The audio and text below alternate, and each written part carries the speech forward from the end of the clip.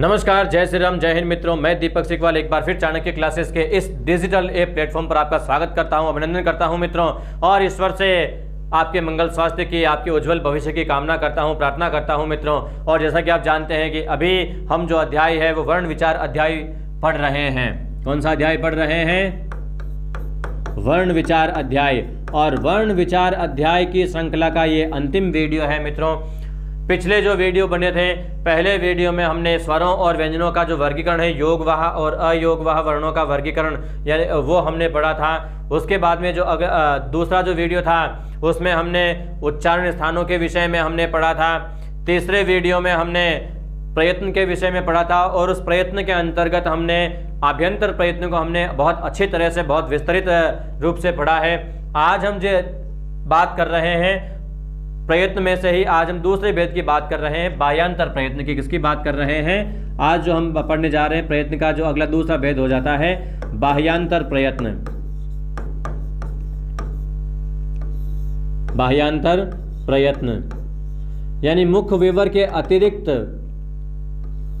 अन्य अंगों का जो उच्चारण पर प्रभाव पड़ता है उसको क्या कहा जाता है? बाह्यांतर प्रयत्न कहा जाता है। तो इसके आप परिभाषा के अंतर्गत आप लिख लोगे कि किसी भी वर्ण या ध्वनि के, किसी भी वर्ण या ध्वनि के उच्चारण की चेष्टा में, उच्चारण की चेष्टा में मुख विवर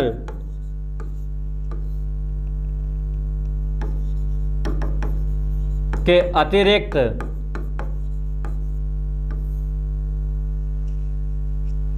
अन्यत्र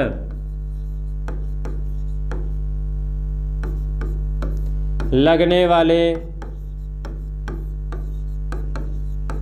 प्रयत्न बल को, प्रयत्न बल को क्या कहते हैं? बाह्यांतर प्रयत्न कहते हैं। क्या कहते हैं? बाह्यांतर प्रयत्न कहते हैं।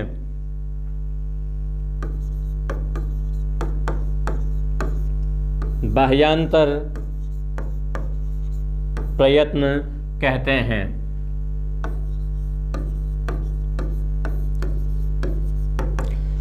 तो ये इसका अगला एक भेद हो जाता है, बाह्यांतर प्रयत्न। मुख विवर के अतिरिक्त जो अन्यत्र लगने वाला जो प्रयत्न बल होता है, इसको हम किस नाम से जानते हैं? हम बाह्यांतर प्रयत्न के नाम से जानते हैं। और बाह्यांतर प्रयत्न के कुल 11 भेद बताए गए हैं व्याकरण में। व्याकरणाचार्यों द्वारा कितने भेद बताए गए हैं? 11 भेद बताए गए हैं। और वो 11 भेद कौन कौन से हो जाते हैं? बहुत ही महत्वपूर्ण हो जाता है इन तमाम चीज़ों के बारे में पढ़ना।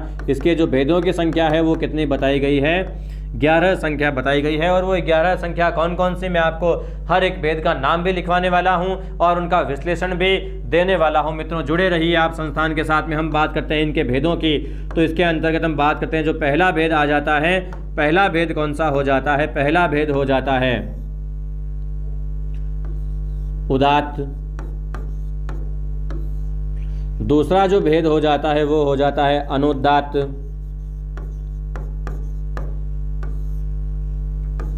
तीसरा हो जाता है स्वरित।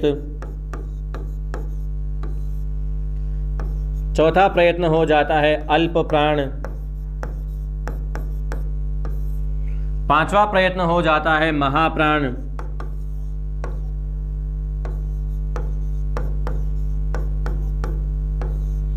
छठा जो प्रयत्न है वो प्रयत्न हो जाता है अघोष। सातवां प्रयत्न हो जाता है सघोष। आठवें प्रयत्न के रूप में हम पढ़ते हैं श्वास। नवा प्रयत्न आ जाता है नाद। 10वें प्रयत्न के रूप में हम जानते हैं विवार को, विवार। तथा 11वां प्रयत्न कौन सा हो जाता है? 11वां प्रयत्न हो जाता है संवार। कौन सा प्रयत्न हो जाता है? संवार। तो इस प्रकार आप देखते हैं ये 11 कुल बाह्यांतर प्रयत्न होते हैं। कौन कौन से होते हैं? आप इनके नामों को अच्छी तरह से आप लिख लीजिएगा, पढ़ लीजिएगा, समझ लीजिएगा मित्रों। परीक्षा की दृष्टि से ये आपके लिए बहुत ही ज़्यादा महत्वपूर्ण हो जाता है मित्रों, इन प्रयत्नों के विषय में पढ़ना। जो प्रयत्नों के नाम बताए गए हैं इस प्रकार है: उदात्त, अनुदात्त, स्वरित, अल्प प्राण, महाप्राण, अघोष, सघोष, श्वास, नाद, विवार और संवार। तो इस प्रकार से ये कुल 11 प्रयत्न हो जाते हैं। हम यहाँ पर एक एक प्रयत्न को बहुत ही विस्तार से अब आगे पढ़ने वाले हैं। हम बात करते हैं सबसे पहले जो प्रयत्न आता है वो प्रयत्न कौन सा आ जाता है? जो पहला प्रयत्न आ जाता है, इस प्रयत्न को हम किस नाम से जानते हैं? उदात्त प्रयत्न के नाम से जानते हैं। किस नाम से जानते हैं? उदात्त प्रयत्न के नाम से।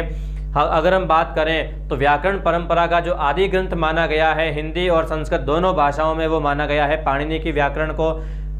तो पाणिनि व्याकरण के अनुसार ही हम यहाँ पर व्याकरण का अध्ययन अध्यापन करते हैं मित्रों, क्योंकि व्याकरण का जो आधारभूत जो ग्रंथ है वो वही है। हम बात करते हैं सबसे पहले उदात्त प्रयत्न की। तो इसकी जो परिभाषा है वो परिभाषा क्या हो जाती है? इसकी परिभाषा हो जाती है उच्चैरुदात्तः। इसकी जो परिभाषा है वो परिभाषा क्या हो जाती है? उच्चैरुदात्तः। क्या परिभाषा हो जाती है? उच्चैरुदात्तः। अर्थात अब यहाँ पर आपको बता दूं कि कुछ लोग आपको या इस प्रकार से बताते हैं कि तेज आवाज़ में या ऊंची आवाज़ में जो हम बोलते हैं वहाँ पर ये जो उदात्त प्रयत्न होता है, धीमी आवाज़ में जो हम बोलते हैं वहाँ अनुदात्त प्रयत्न होता है। ये स्वर का आरोह अवरोह का यहाँ पर कोई महत्व नहीं है मित्रों। मैं आपको स्पष्ट रूप से बता देना चाहता हूँ, आवाज़ का क्रम चढ़ने या उतरने का यहाँ कोई मतलब नहीं है। यहाँ हम बात कर रहे हैं उच्चारण अंगों की। तो जीवा आदि जो उच्च अंग होते हैं उन अंगों से, यानी किसी भी उच्चारण में जीवा आदि, तालु आदि जो उच्च जो अंग है उन अंगों से उच्चरित होने वाले जो वर्ण है इनको क्या कहा गया है? उनमें लगने वाला जो प्रयत्न है वो उदात्त प्रयत्न हो जाता है। अर्थात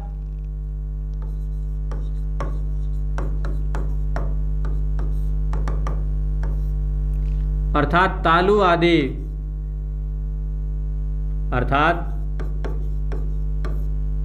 तालु आदि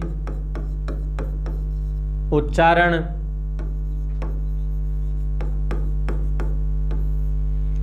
अवयवों या अंगों के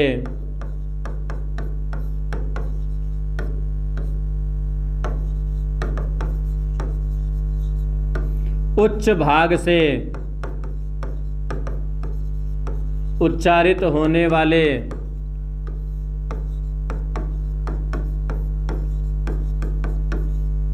वर्णों में उदात्त प्रयत्न होता है। कौन सा प्रयत्न होता है?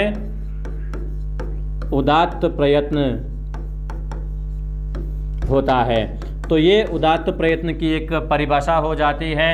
तालु आदि जो अंग होते हैं इन अंगों के ऊपरी भाग से, यानी ऊंचे स्थान से ऊपरी भाग से जो उच्चारण होता है इसको क्या कहा जाता है? उदात्त प्रयत्न कहा जाता है। अब मैं यहाँ आपको एक बहुत महत्वपूर्ण बात और बता दूं कि उदात्त, अनुदात्त और स्वरित ये जो 3 भेद किए गए हैं, इन 3 भेदों के अंतर्गत वर्णों का कोई वर्गीकरण नहीं किया गया है। किसका वर्गीकरण नहीं किया गया है? वर्णों का कोई वर्गीकरण नहीं किया गया है। सामान्य जो उच्चारण होता है सभी वर्णों के लिए जो प्रयुक्त होता है उसी के आधार पर यह वर्गीकरण किए गए हैं। आप इस चीज़ का निश्चित रूप से ध्यान रखिएगा। आगे हम बात करते हैं दूसरे प्रयत्न की। जो दूसरा प्रयत्न हो जाता है, दूसरा प्रयत्न हो जाता है अनुदात्त प्रयत्न। कौन सा हो जाता है?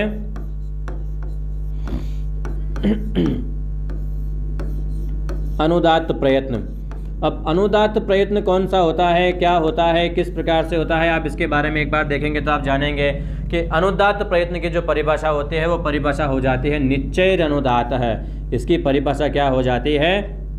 इसकी परिभाषा को आप इस प्रकार से लिखेंगे निश्चय अनुदातः। अब यहाँ पर आपको कुछ लोग ये पढ़ाएंगे कि नीची आवाज़ में यानी धीमी आवाज़ में जो बात की जाती है वहाँ अनुदात्त प्रयत्न होता है। तो मैं आपको यहाँ बता देता हूँ कि ऐसा यहाँ पर कुछ नहीं होता है। निश्चय अनुदातः इसका अर्थ क्या होता है? अर्थात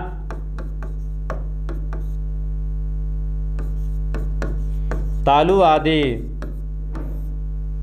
उच्चारण अवयवों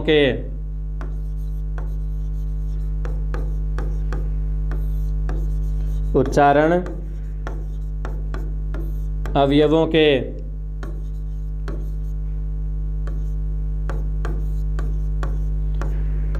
निम्न या निचले भाग से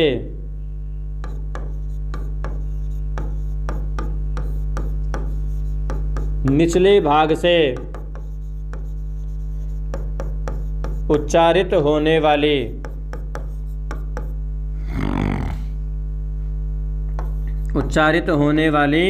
ध्वनियों में कौन सा प्रयत्न होता है?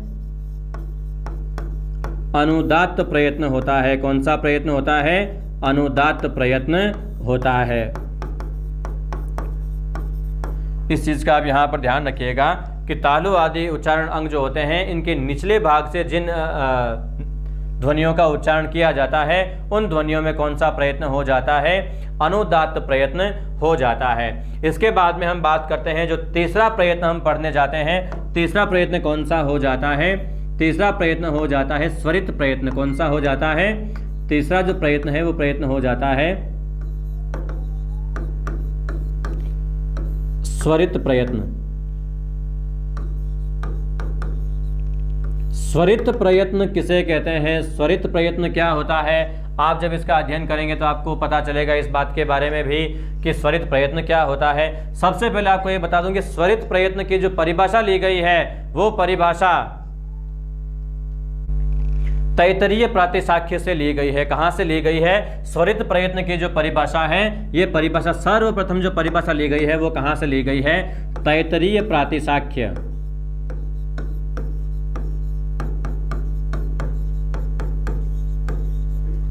प्रातिशाख्य क्या होते हैं? ये एक प्रकार के विशिष्ट ग्रंथ होते हैं जिनके अंतर्गत वेदों की जो शाखाएं हैं उनका निर्धारण किया गया है और वेदों की जो शाखाएं हैं उनका पूरा व्याख्यान किया गया है। तो तैतरीय प्रातिशाख्य के अंतर्गत स्वरित प्रयत्न की जो परिभाषा दी गई है वो परिभाषा दी गई है समाहारः स्वरितः। क्या परिभाषा दी गई है? समाहारः स्वरितः। तो समाहारः स्वरितः प्रातिशाख्य के अंतर्गत इसकी परिभाषा दी गई है। अब यहाँ पर हम बात करते हैं कि समाहार तो किया जाता है, लेकिन समाहार किसका किया जाता है? तो उदात्त और अनुदात्त इन दोनों प्रयत्नों का समाहार किया जाता है। यदि हम बात करें इसकी जो दूसरी परिभाषा दी गई है वो आपिशली, जो एक बहुत ही महान व्याकरणाचार्य हुए हैं, उनके द्वारा एक परिभाषा दी गई है। आप यहाँ लिखिए आपिशली शिक्षा के अनुसार। आपिशली शिक्षा के अनुसार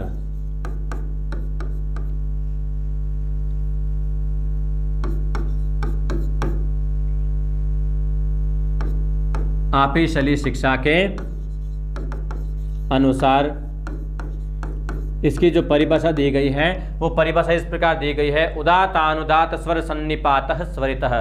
क्या परिभाषा दी गई है?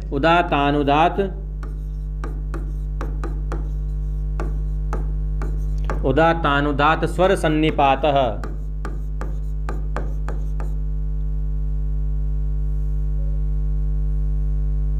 उदात्तानुदात्त, जगह के अभाव के कारण इसकी परिभाषा को बाकी भाग को आगे लिखते हैं क्योंकि सूत्र थोड़ा लंबा है। उदात्तानुदात्त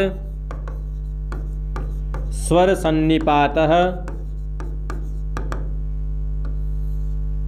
स्वरितः। तो इस प्रकार से इसकी परिभाषा ली गई है, अर्थात उदात्त और अनुदात्त इन दोनों प्रयत्नों का जहां पर सन्निपात हो जाता है, दोनों प्रयत्नों का जहां पर समाहार हो जाता है, संयोग हो जाता है, वहां पर कौन सा प्रयत्न होता है? स्वरित प्रयत्न होता है। कौन सा प्रयत्न होता है? स्वरित प्रयत्न होता है। अर्थात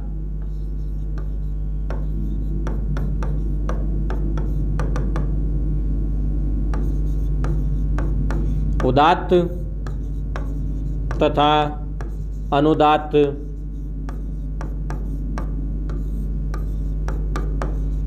दोनों स्वरों का जहां सन्निपात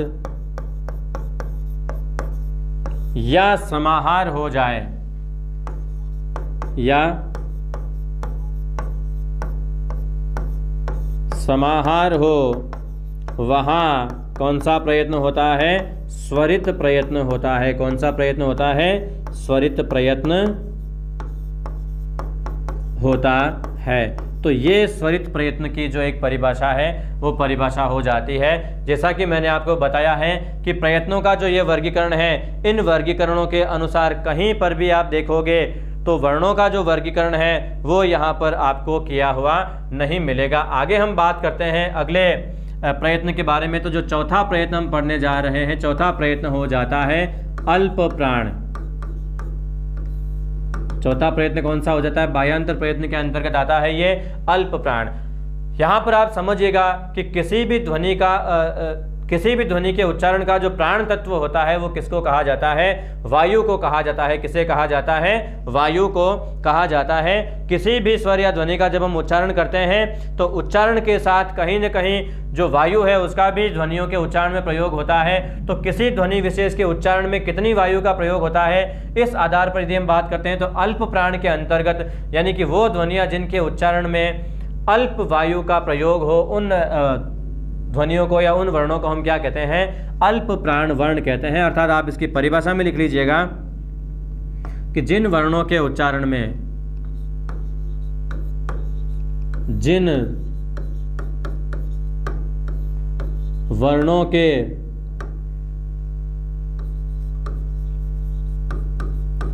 उच्चारण में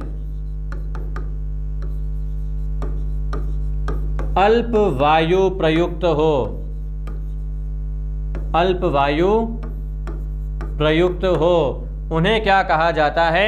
उन्हें अल्प प्राण वर्ण कहा जाता है। उन्हें क्या कहा जाता है? अल्प प्राण वर्ण। अल्प वायु प्रयुक्त हो उन्हें अल्प वायु प्रयुक्त हो, वहां अल्प प्राण प्रयत्न होता है।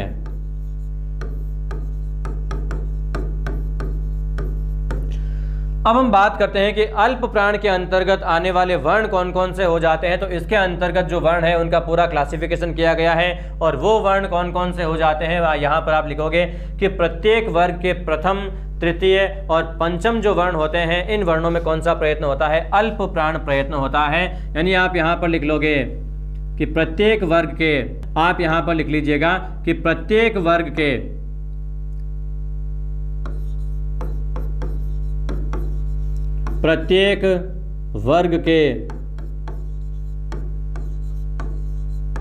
प्रथम,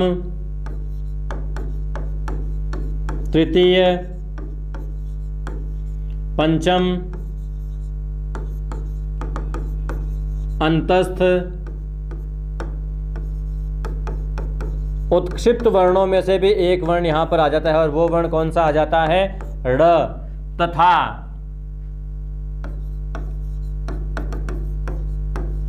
सभी स्वर ध्वनियों में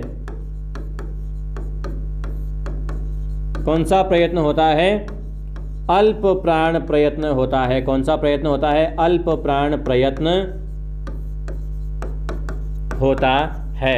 अब आप यहां पर देखिएगा कि प्रथम, तृतीय और पंचम, अंतस्थ और उत्क्षिप्त में एकमात्र वर्ण आ जाता है ड़, और इसके अतिरिक्त अन्य जितने भी स्वर हैं वो सभी के सभी स्वर, यानी कि हम बात करते हैं कि प्रथम, तृतीय, पंचम के अनुसार ये वर्ण कितने हो जाते हैं? कुल 15 वर्ण हो जाते हैं। इसके बाद में 4 वर्ण अंतस्थ हो जाते हैं, 1 वर्ण साथ में उत्क्षिप्त हो जाता है, और इसके अलावा जो 11 स्वर हैं वो 11 स्वर हो जाते हैं। तो इस प्रकार से आप देखते हैं कि जो कुल वर्णों की संख्या हो जाती है वो आप देखते हैं यहाँ पर 31 हो जाती है। कितनी हो जाती है? 31 हो जाती है।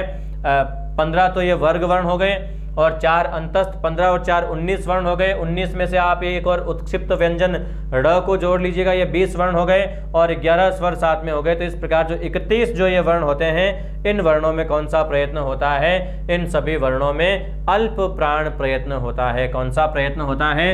अल्प प्राण प्रयत्न होता है। अब हम बात करते हैं कि महाप्राण जो प्रयत्न है वो कहाँ होता है, उसके अंतर्गत आने वाले वर्ण कौन कौन से होते हैं। तो अब आप उसकी तरफ चलिएगा।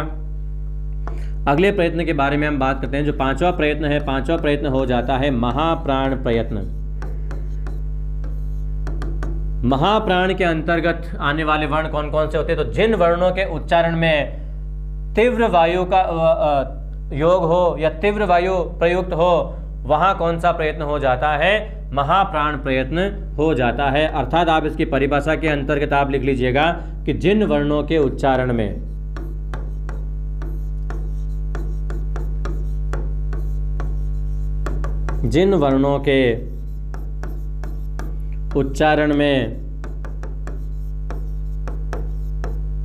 प्रबल वायु प्रयुक्त हो,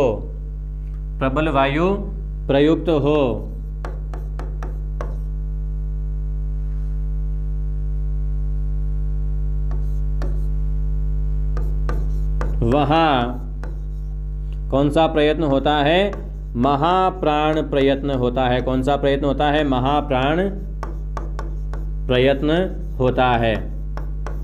तो ये महाप्राण प्रयत्न की जो एक परिभाषा है वो परिभाषा हो जाती है। अब इसके अंतर्गत आने वाले वर्ण कौन कौन से होते हैं मित्रों? तो जो वर्ण अल्प प्राण के अंतर्गत आने से छूट गए हैं उन सभी वर्णों को आप किसके अंतर्गत रख लोगे? महाप्राण वर्णों के अंतर्गत रख लोगे। वो वर्ण कौन कौन से होते हैं? तो आप यहाँ पर देखोगे कि प्रत्येक वर्ग के हमने यहाँ पर जो वर्ण कौन से लिए? प्रथम, तृतीय और पंचम। तो शेष कौन से रह गए? द्वितीय और चतुर्थ। द्वितीय, चतुर्थ। अब आप देखते हैं यहाँ पर कि अंतस्थ वर्णों को हमने यहाँ ले लिया है, तो यहाँ पर कौन से वर्ण आ जाएंगे? ऊष्म तथा इसके अतिरिक्त उत्क्षिप्त व्यंजन एक आ जाएगा, तथा उत्क्षिप्त व्यंजनों के अंतर्गत हम यहां पर एक व्यंजन को रख लेते हैं। कौन सा व्यंजन आ जाएगा? ढ़ वर्णों में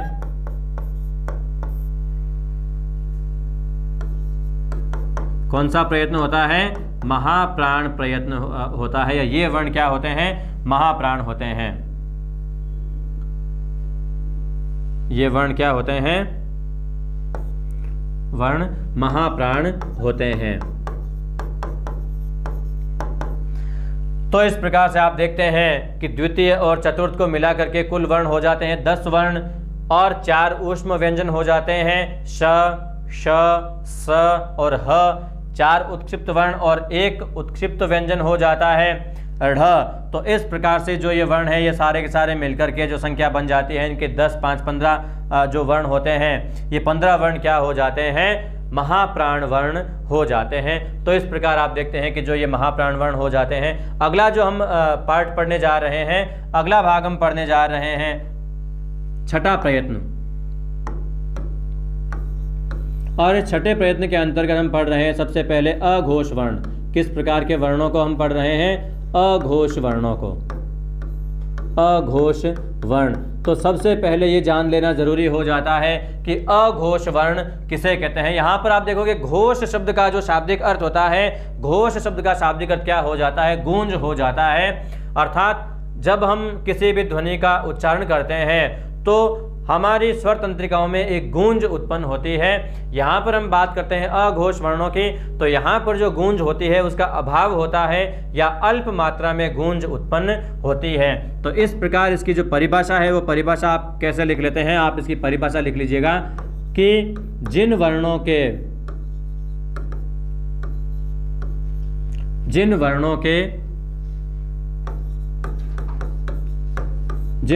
के उच्चारण में स्वर तंत्रिकाओं में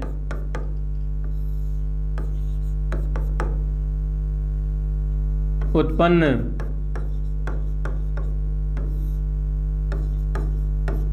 गूंज का अभाव हो या अल्प हो,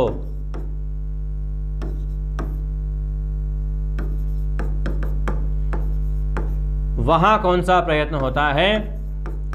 वहां प्रयत्न हो जाता है अघोष। अल्प हो उन्हें उन्हें हम क्या कहते हैं? अघोष वर्ण कहते हैं। उन्हें क्या कहते हैं?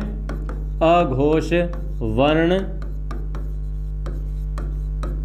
कहते हैं। अघोष वर्णों के अंतर्गत जो उत्पन्न होने वाली जो ध्वनि है, उस ध्वनि में जो गूंज होती है वो गूंज अपेक्षाकृत थोड़ी सी कम होती है। जितना इसका आवेग होना चाहिए उतना आवेग उनका नहीं हो पाता है। इसके अंतर्गत आने वाले यदि हम वर्णों की बात करते हैं तो वो वर्ण कौन कौन से हो जाते हैं? प्रत्येक वर्गों के प्रथम और द्वितीय वर्ण और इसके अतिरिक्त जो सत्व वर्ण होते हैं उनमें कौन सा प्रयत्न होता है? अघोष प्रयत्न होता है। आप यहां पर लिख लीजिएगा इसके अंतर्गत आने वाले वर्ण कौन कौन से होते हैं, तो आप यहां पर लिख लीजिएगा प्रत्येक वर्ग के प्रथम व द्वितीय वर्ण, प्रथम व द्वितीय वर्ण और इसके अतिरिक्त सत्व वर्ण। सत्व का मतलब हो जाता है तीनों प्रकार के शकार, श, श, स। तो इन वर्णों में कौन सा प्रयत्न होता है या ये वर्ण कौन से होते हैं? ये वर्ण सभी के सभी क्या होते हैं? अघोष हो जाते हैं। अब इसके बाद में हम बात करते हैं अगला जो प्रयत्न हम पढ़ने जा रहे हैं वो प्रयत्न कौन सा हो जाता है? सातवां प्रयत्न हो जाता है। और इस प्रयत्न को आप क्या कहते हैं? इस प्रयत्न को आप कहते हैं सघोष, सघोष वर्ण। परिभाषा इसकी आप इस प्रकार से लिख सकते हैं कि जिन वर्णों के उच्चारण में गूंज या गुंजार उत्पन्न हो उन वर्णों को हम क्या कहते हैं? सघोष वर्ण कहते हैं। लिख लीजिएगा आप कि जिन वर्णों के उच्चारण में, जिन वर्णों या ध्वनियों के उच्चारण में गूंज हो उन्हें क्या कहा जाता है? उन्हें सघोष वर्ण कहा जाता है। उन्हें क्या कहा जाता है? सघोष वर्ण कहा जाता है। और सघोष वर्ण के अंतर्गत आने वाले वर्ण कौन कौन से होते हैं? तो जो वर्ण हमने यहाँ लिखे हैं अघोष वर्णों के अंतर्गत यहाँ पर जो छूट गए हैं वो सभी के सभी वर्ण क्या हो जाएंगे? सघोष हो जाएंगे। तो आप लिखोगे यहाँ पर कि प्रत्येक वर्ग के अब यहाँ पर हमने प्रथम और द्वितीय वर्ग वर्ण लिखे हैं, तो यहाँ पर कौन से वर्ण आ जाएंगे? तृतीय, चतुर्थ, पंचम, ये तीनों वर्ण यहाँ आ जाएंगे। इसके अतिरिक्त हमने यहाँ पर सत्व वर्णों को लिखा है, तो यहाँ पर कौन से वर्ण आ जाएंगे? अंतस्थ वर्ण। और इसके अतिरिक्त एक और वर्ण कौन सा आ जाएगा?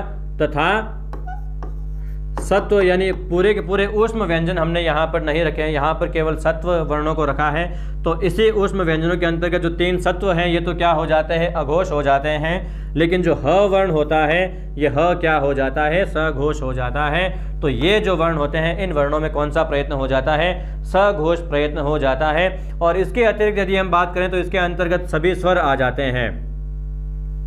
आप यहाँ पर लिख लीजिएगा अंतस्थ, ह तथा सभी स्वर।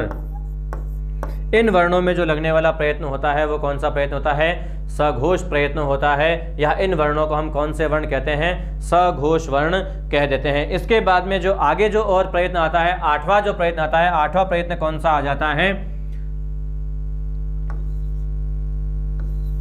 आठवां जो प्रयत्न आ जाता है वो आ जाता है श्वास। कौन सा प्रयत्न आ जाता है? श्वास प्रयत्न आ जाता है आठवां। किसे कहते हैं श्वास? श्वास उसे कहते हैं जिन वर्णों के उच्चारण में साथ में श्वास भी चलती रहे, यानी श्वास के चलते हुए, यानी श्वास जहां पर बिल्कुल भी बाधित नहीं हो और श्वास के साथ में आप जिन वर्णों का उच्चारण करते हो उन वर्णों को हम क्या कहते हैं? श्वास वर्ण कहते हैं। या उन वर्णों के उच्चारण में जो लगने वाला प्रयत्न होता है वो कौन सा होता है? श्वास प्रयत्न होता है जो कि बाह्यांतर प्रयत्न के अंतर्गत आता है। अर्थात आप यहाँ पर लिख सकते हैं कि जिन वर्णों के उच्चारण में जिन वर्णों के उच्चारण के साथ ही श्वास भी संचालित हो, श्वास भी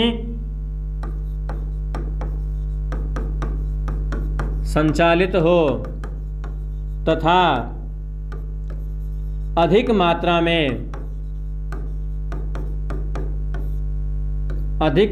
में वायु निर्गमित हो,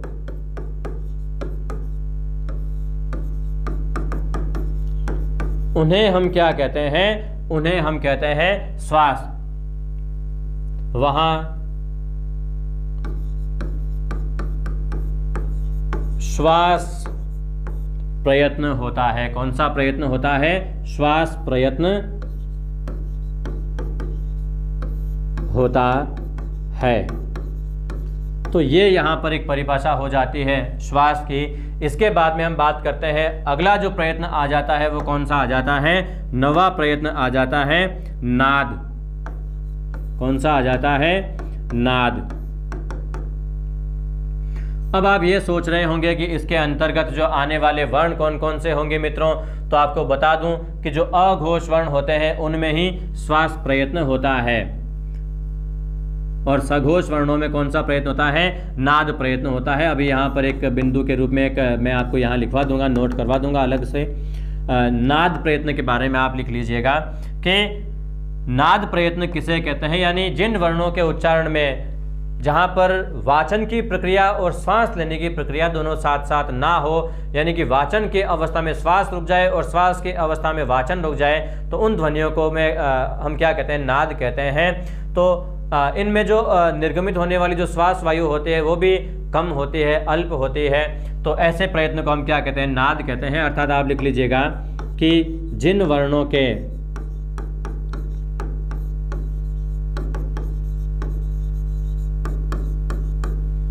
उच्चारण काल में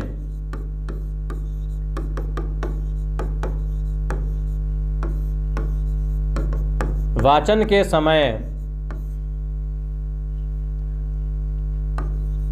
श्वसन न हो या श्वसन का अभाव हो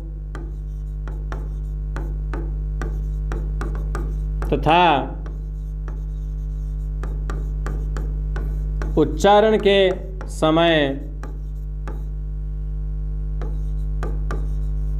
वायु का निर्गमन कैसा हो? न्यून हो। वहां नाद प्रयत्न होता है। कौन सा प्रयत्न होता है? नाद प्रयत्न होता है। ये नाद की एक समेकित परिभाषा हो जाती है। यहाँ पर आप देखोगे कि श्वास और नाद प्रयत्न के अंतर्गत आने वाले वर्ण कौन कौन से हो जाते हैं। तो यहाँ पर आप एक बहुत ही विशिष्ट बिंदु लगा लीजिएगा, एक पॉइंट नोट कर लीजिएगा, और पॉइंट के अंतर्गत आप लिख लीजिएगा कि अघोष वर्णों में श्वास और सघोष वर्णों में नाद प्रयत्न होता है। अघोष वर्णों में श्वास तथा सघोष वर्णों में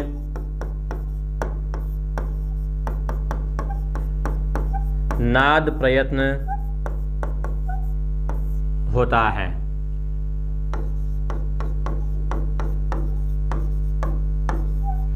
तो अघोष और सघोष के साथ में भी इन दोनों प्रयत्नों को पढ़ा जा सकता है निश्चित रूप से। आगे अंतिम जो प्रयत्न और आ जाते हैं वो प्रयत्न आ जाते हैं, 9 प्रयत्न हम पढ़ चुके हैं। जो 10वां प्रयत्न है, 10वां प्रयत्न यहाँ पर आ जाता है विवार। क्या आ जाता है? विवार। और 11वां जो अंतिम प्रयत्न आ जाता है वो प्रयत्न आ जाएगा संवार। विवार और संवार, इन दोनों प्रयत्नों के विषय में भी अब हम यहाँ पर डिटेल से पढ़ लेते हैं मित्रों। आगे हम बात करते हैं विवार प्रयत्न की। तो विवार प्रयत्न का जो डिस्क्रिप्शन है वो इस प्रकार से हो जाता है कि जिन वर्णों के उच्चारण में मुख विवर्ग से उच्चारण के समय जो स्वर तंत्रिकाएं होती है वो विस्फारित हो जाती है यानी फैल जाती है, तो वहां पर कौन सा प्रयत्न हो जाता है? विवार प्रयत्न हो जाता है। अर्थात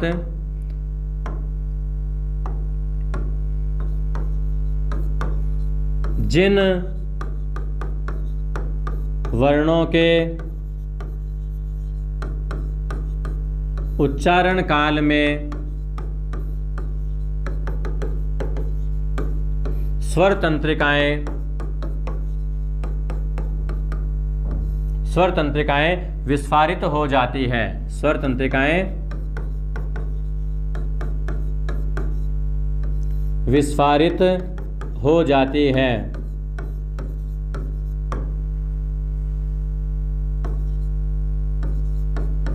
वहां कौन सा प्रयत्न होता है? विवार प्रयत्न होता है। कौन सा प्रयत्न होता है? विवार प्रयत्न होता है।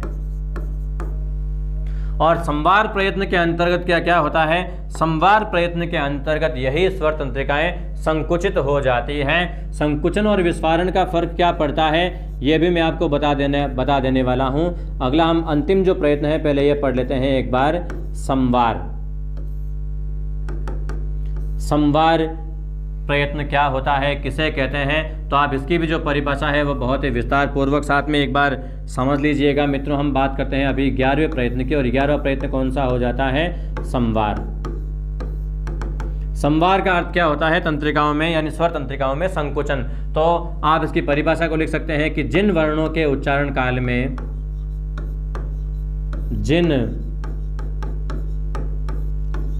वर्णों के उच्चारण काल में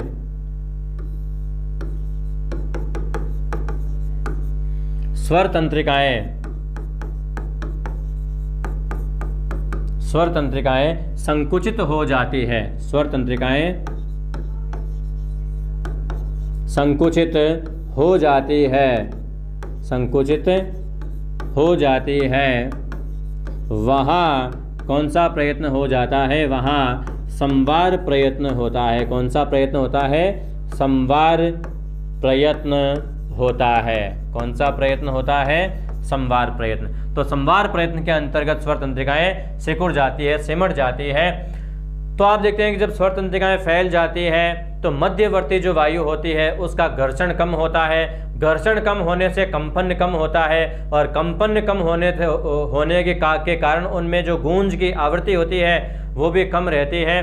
तो ऐसे वर्णों को हम क्या कहते हैं? विवार कहते हैं। सामान्यतः आपने देखा होगा कि इसके अंतर्गत हमने किन किन वर्णों को रखा है, और प्रयत्न की दृष्टि से कौन कौन से प्रयत्न हमने विवार के अंतर्गत रखे हैं। आपने देखा है कि जो अघोष वर्ण है, अघोष वर्णों में और श्वास वर्णों में और विवार में, इन तीनों प्रयत्नों में आप देखते हैं कि जो वर्णों की संख्या होती है वो वही होती है। यानी अगर यहाँ पर भी अगर हम बात करें तो यहाँ पर भी आप नोट के अंतर्गत वही पॉइंट लिख लीजिएगा।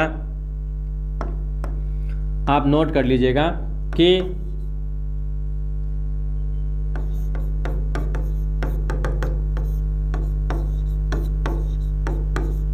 विवार प्रयत्न में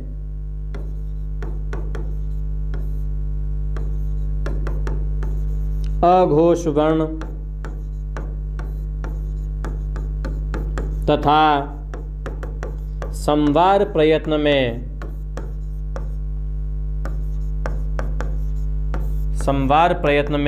सघोष वर्ण प्रयुक्त होते हैं। सघोष वर्ण प्रयुक्त होते हैं।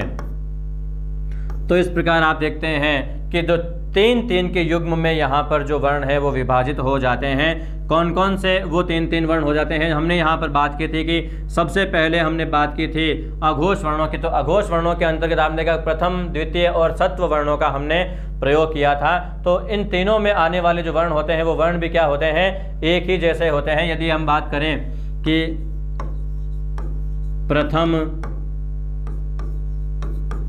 द्वितीय और इसके अतिरिक्त सत्व वर्ण। तो इन तीनों ही प्रकार के वर्णों में आप देखते हैं कि 3 प्रयत्न हो जाते हैं। कौन कौन से प्रयत्न हो जाते हैं? आप यहाँ पर देखते हैं कि अघोष वर्ण भी यही होते हैं। आप यहाँ पर देखते हैं श्वास वर्णों में भी, श्वास प्रयत्न में भी यही वर्ण होते हैं। और इसके अलावा आप देखते हैं कि विवार प्रयत्न के अंतर्गत ही यही जो वर्ण हैं वो वर्ण प्रयुक्त होते हैं। बचे हुए जो वर्ण हैं, कौन कौन से वर्ण हो जाते हैं? तृतीय, चतुर्थ, पंचम और अंतस्थ। और इन अंतस्थ वर्णों के साथ में और क्या आ जाता है? स्वर। तो इन सभी में आप देखते हैं कि इन सभी में भी जो प्रयत्न होगा वो प्रयत्न क्या होगा? समान ही होगा। निश्चित रूप से इसके अंतर्गत आने वाले प्रयत्न कौन कौन से हो जाएंगे? सघोष प्रयत्न भी इन्हीं वर्णों में होता है, नाद प्रयत्न भी इन्हीं वर्णों में होता है और संवार प्रयत्न भी इन्हीं वर्णों के अंतर्गत होता है। तो इस प्रकार से आप देखते हैं, अगर हम संस्कृत के अनुसार बात करते हैं तो यहाँ पर एक सूत्र बन जाता है संस्कृत में कि खरो अघोष, खरो विवार श्वास अघोष। अर्थात खर प्रत्याहार के अंतर्गत, खर प्रत्याहार में आने वाले जो वर्ण होते हैं वो ख, फ, छ, ठ, थ, च, ट, त, क, प, श, श, श, यानी कि आप देखते हैं तो प्रत्येक वर्गों के प्रथम, द्वितीय और सत्व वर्ण ही आते हैं। और हसो, संवार, नाद, घोष, इसके अंतर्गत जो तीसरे चौथे जो हस प्रत्याहार है उसके अंतर्गत आप जानते हैं, संस्कृत जो पढ़ते हैं उनको मालूम है कि ह, य, वर, ल, ह, य, वर, और उसके अंतर्गत आते हैं जो तीसरे चौथे झ, भ, घ, ध, ज, ब, ग, ध। तो इस प्रकार के जो वर्ण आते हैं जिसके अंतर्गत आप देखते हैं कि तृतीय, चतुर्थ और पंचम वर्ण इसके अंतर्गत आ जाते हैं। तो इस प्रकार से हमने जो प्रयत्न के आधार पर जो वर्णों का वर्गीकरण है ये हमने पढ़ लिया है, अच्छी तरह से पढ़ लिया है मित्रों। अब मैं आपको यहाँ से ले चलता हूँ आगे अक्षर की तरफ। किसकी तरफ ले चलता हूँ? अक्षर की तरफ। कि अक्षर किसे कहते हैं? अभी हम किसकी बात करेंगे? अभी हम बात करेंगे अक्षर की। अक्षर किसे कहते हैं और ये कितने प्रकार के होते हैं, अब हम इनकी बात करने वाले हैं। तो सबसे पहले हम अक्षर की एक परिभाषा लिख लेते हैं कि व्यंजन और स्वर का वह समूह जिसका उच्चारण एक स्फोट में किया जाए उसको हम क्या कहते हैं? अक्षर कहते हैं। और अक्षर क्या होते हैं? ये उच्चारण योग्य सबसे छोटी इकाई होती है। आप इसकी परिभाषा के अंतर्गत लिख लीजिएगा, उच्चारण के योग्य, उच्चारण के योग्य वह सबसे छोटी इकाई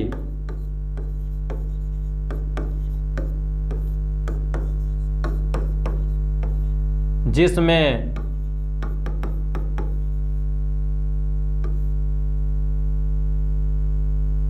व्यंजन वर्ण के साथ, व्यंजन वर्ण के साथ स्वर वर्ण का भी उच्चारण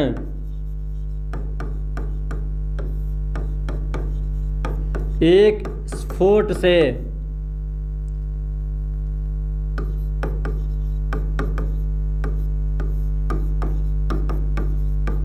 हो,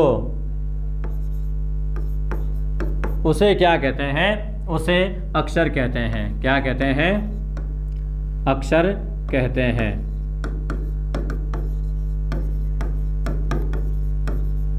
तो ये एक अक्षर की परिभाषा हो जाती है। अक्षर में पहले व्यंजन होना चाहिए, उसके बाद में स्वर होना चाहिए और स्वरों और व्यंजनों का जो संयुक्त उच्चारण है वो एक स्फोट के रूप में हो जाना चाहिए। तो उसे हम क्या कहते हैं? अक्षर कहते हैं। अक्षर उच्चारण योग्य सबसे छोटी इकाई होती है। यह मैं आपको पहले बता चुका हूँ कि भाषा की सबसे सूक्ष्म इकाई वर्ण होती है, उच्चारण की सबसे सूक्ष्म इकाई अक्षर होती है और अर्थ की दृष्टि से सबसे छोटी इकाई शब्द होती है। ये 3 भिन्न भिन्न प्रश्न हो जाते हैं, इनके उत्तर भी आप देखोगे आपको भिन्न भिन्न रूप में ही मिलेंगे। अब हम बात करते हैं अक्षरों के भेद की। तो अक्षर के जो भेद होते हैं वो कितने हो जाते हैं? अक्षर 3 प्रकार के हो जाते हैं। कितने प्रकार के हो जाते हैं मित्रों? 3 प्रकार के अक्षर हो जाते हैं। आप चलिए अक्षर के भेद की तरफ। तो अक्षर के 3 भेद हो जाते हैं, जैसा कि मैं आपको बता चुका हूं। जो पहला भेद होता है, पहले भेद के अंतर्गत हम कौन सा अक्षर आ जाता है? एकलाक्षर।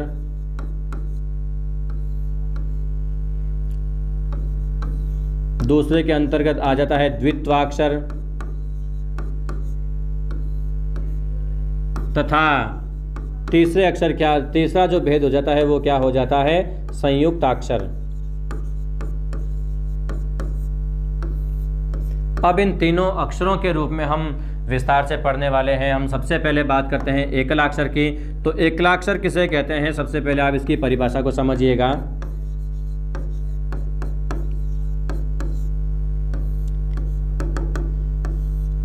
जहां किसी एक व्यंजन का उच्चारण एक स्वर की सहायता से हो, उसे हम क्या कहते हैं? एकलाक्षर कहते हैं। आप इसकी परिभाषा में लिख लीजिएगा। जहां एक स्वर का उच्चारण, तो आप लिख सकते हैं जहां एक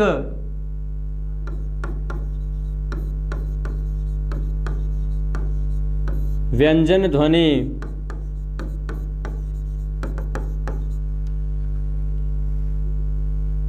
के साथ एक स्वर का योग हो, एक स्वर का योग हो, उसे क्या कहते हैं?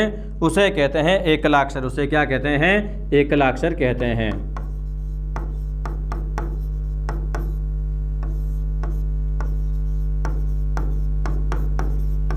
ये एकलाक्षर की परिभाषा हो जाती है। अब ये वर्ण कौन कौन से होते हैं? तो वर्णमाला के अंतर्गत अगर हम बात करें तो क से लगाकर और ह तक की जो वर्णमाला होती है वो पूरी की पूरी क्या होती है? एकलाक्षर होती है। इन सब में आप देखते हैं कि एक ही व्यंजन होता है और उन सब के साथ में एक स्वर जुड़ा होता है। उदाहरण के लिए आप ये लिख सकते हैं, यहाँ पर आप नोट कर लीजिएगा। उदाहरण,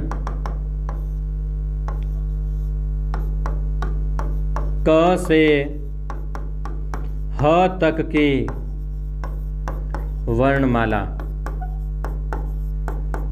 इस वर्णमाला के अंतर्गत जितने भी अक्षर आते हैं, क, ख, ग, घ, ङ, च, छ, ज, झ, य, ट, ठ, ड, ढ, ण, त, थ, द, ध, न, प, फ, ब, भ, म, य, र, ल, व, श, श, स और ह, इन सभी वर्णों में ये जो सभी अक्षर होते हैं, इनको क्या कहा जाता है?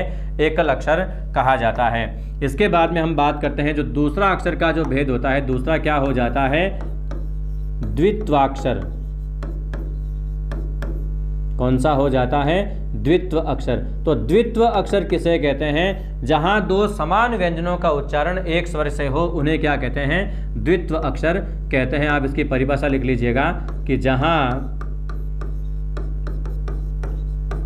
दो समान व्यंजनों का उच्चारण, दो समान व्यंजन वर्णों का उच्चारण एक स्वर की सहायता से हो, एक स्वर की सहायता से हो, उन्हें क्या कहते हैं? द्वित्वाक्षर कहते हैं। अब ये किस प्रकार के होते हैं? अगर मैं आपको इसके कुछ उदाहरण बताऊं तो जैसे कि आप एक शब्द लिखते हैं दिग्गज। शब्द क्या लिखते हैं आप? दिग्गज। इसी प्रकार एक शब्द आप लिख लेते हैं उज्ज्वल। उसी प्रकार आप एक शब्द लिख लेते हैं उत्तम या सम्मान या उन्नति या उच्चारण। तो इन सभी वर्णों में आप देखिए कहीं ना कहीं एक वर्ण जो है वो द्वित्व के रूप में आया हुआ मिलेगा। वो वर्ण कौन सा है यदि मैं बात करूं तो यहां पर आप देखोगे जो ग है, दो समान व्यंजनों का उच्चारण एक स्वर के साथ हो रहा है तो इसको आप क्या कहोगे, द्वित्व व्यंजन कहोगे। ग के साथ में ग जुड़ करके और अ स्वर के साथ इनका उच्चारण हो रहा है। इसी प्रकार आप यहाँ पर देखते हो उज्ज्वल में आप देखते हो कि ये जो है वो द्वित्व नहीं होता है, ये संयुक्त हो जाता है। यहाँ पर हम एक शब्द लिख लेते हैं, दूसरा शब्द लिख लेते हैं सज्जन। कौन सा शब्द लिख लेते हैं, सज्जन। तो सज्जन के अंतर्गत आप देखते हैं कि दो ज व्यंजन हैं जिनका उच्चारण एक स्वर की सहायता से हो रहा है। तो यहाँ पर भी जो ज है ये क्या हो गया, द्वित्व व्यंजन हो जाता है। क्या हो जाता है, द्वित्व हो जाता है। इसी प्रकार यहाँ पर जो त लिखा हुआ है इसके अंतर्गत भी आप देखते हैं कि दो जो त व्यंजन हैं इनका उच्चारण एक स्वर यानी अ के साथ हो रहा है। यहाँ पर भी आप देख सकते हैं ये जो म लिखा हुआ है यहाँ पर आप देखते हैं डबल म का उच्चारण जो है वो एक स्वर आ के साथ हो रहा है। तो ये सम्मान शब्द बना है, ये भी क्या हो जाता है, द्वित्व हो जाता है। उन्नति में आप देखते हैं कि जो ये दो न आपको दिख रहे हैं, दूसरे न के साथ में आप देखते हैं अ स्वर जुड़ा हुआ है, यानी इसी एक स्वर के साथ में इन्हीं दोनों न का उच्चारण हो जाता है। इसी प्रकार उच्चारण के अंतर्गत भी आप देखोगे कि च दो वर्ण हैं और इनका उच्चारण जो है वो एक आ स्वर के साथ में हो रहा है। तो ये जो चा जो शब्द लिखा हुआ है ये भी क्या हो जाता है, द्वित्व हो जाता है। तो इस प्रकार के अक्षरों को हम क्या कहते हैं, द्वित्व अक्षर कहते हैं। क्या कहते हैं, द्वित्व अक्षर। अंतिम रूप से जो एक और भाग शेष रह गया है हम उसको पढ़ लेते हैं। वो क्या हो जाता है, तीसरा संयुक्ताक्षर।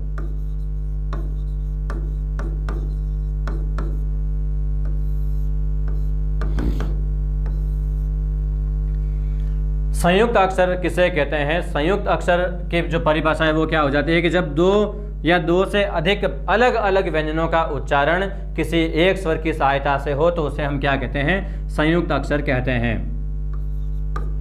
दो भिन्न भिन्न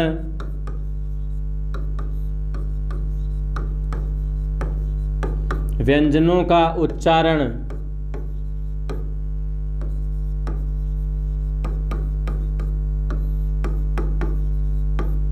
एक ही स्वर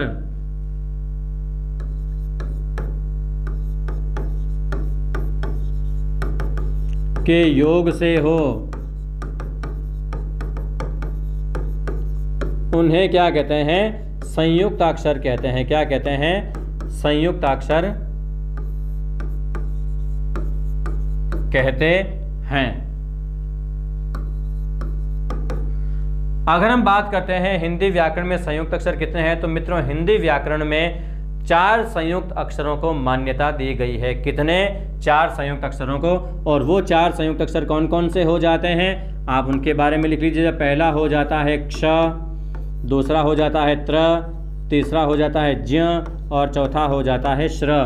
तो इन 4 वर्णों को संयुक्त अक्षर के रूप में मान्यता दी गई है। जो यहाँ पर सबसे पहले हम बात करते हैं क्ष की, तो यहाँ पर कौन कौन से 2 वर्ण जुड़े हुए हो जाते हैं। यहाँ पर पहला वर्ण हो जाता है क और दूसरा हो जाता है श, जिनका उच्चारण एक स्वर अ के साथ में किया जा रहा है। दोनों व्यंजन अलग अलग है लेकिन इनका उच्चारण एक स्वर के साथ हो रहा है। तो ये स्वर क्या, ये जो वर्ण है वो क्या कहलाएगा, संयुक्त अक्षर कहलाएगा।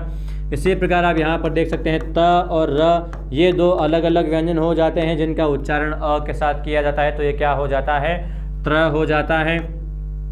इसी प्रकार ज के साथ में य का उच्चारण जब अ के साथ किया जाता है तो वो ध्वनि क्या हो जाती है, ज्ञ हो जाती है। और इसी प्रकार आगे हम बात करते हैं श्र की, तो श के साथ में जब र का उच्चारण अ के साथ किया जाए तो वो क्या हो जाता है, श्र हो जाता है। तो इस प्रकार से मित्रों वर्णों से लगाकर अक्षरों तक का जो एक संपूर्ण अध्ययन होता है वो आज की इस वीडियो में हमने कर लिया है। और इसी के साथ आज का जो वर्ण विचार अध्याय है वो भी समाप्त हो जाता है। मित्रों जाने से पहले एक बार आपसे फिर से ये कहना चाहूँगा कि आप हमारे YouTube चैनल से यदि नहीं जुड़े हैं तो जुड़ जाइएगा मित्रों। चाणक्य क्लासेस जोधपुर के नाम से YouTube चैनल है, ज़रूर आप उसको सब्सक्राइब कर लीजिएगा। बेल आइकन को प्रेस करके ऑल को दबा दीजिएगा ताकि आने वाले जो अपडेट्स हैं, जैसे हमारे जो नई फैकल्टीज़ हैं उनका परिचय आपसे हो सके, जो नए कोर्सेज़ हैं उनकी सूचना आपको मिल सके, और जो नई विज्ञप्तियां आ रही है उन विज्ञप्तियों की सूचना भी विस्तार से आपके साथ आपके पास पहुंच सके, इसलिए मित्रों आप वो चाणक्य क्लासेस के यूट्यूब चैनल को आप जरूर सब्सक्राइब करके बेल आइकन को प्रेस कर लीजिएगा।